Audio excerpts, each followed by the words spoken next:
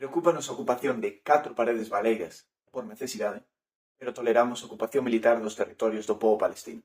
Mentres o goberno local, partidos e outras institucións se enchen a boca pola ocupación de vivendas, miran para outro lado fronte aos milleiros de desahucios, as persoas sen fogar do noso municipio e doutros, e cando tamén Israel ocupa Palestina dende 1948 e de forma máis intensa dende o 67, roubando terras, auga e vidas.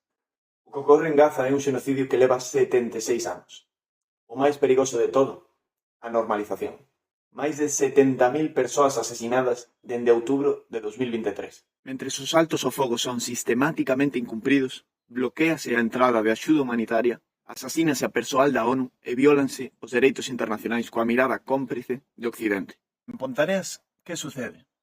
Pois ben, o goberno tripartito, a CIP, PP e Independentes Pontareas, trátao como o tema de Gaza, un eufemismo incómodo. Cando a FEGAM propuxo accións solidarias, este goberno non só rexeitou a proposta, senón que desprezou os que se mobilizan e lembran esta masacre. Tamén recordar que isto se iniciou, non, por un ataque dunha forza terrorista, non vamos a entrar en debate destas cuestións, a ver se un defende máis ou un defende menos, etcétera, etcétera, etcétera. Estas preguntas que trae xa é volver a traer o mismo que tratamos. Volver a traer o mismo. Se pomos a pancarta, se quitamos a pancarta, se pomos...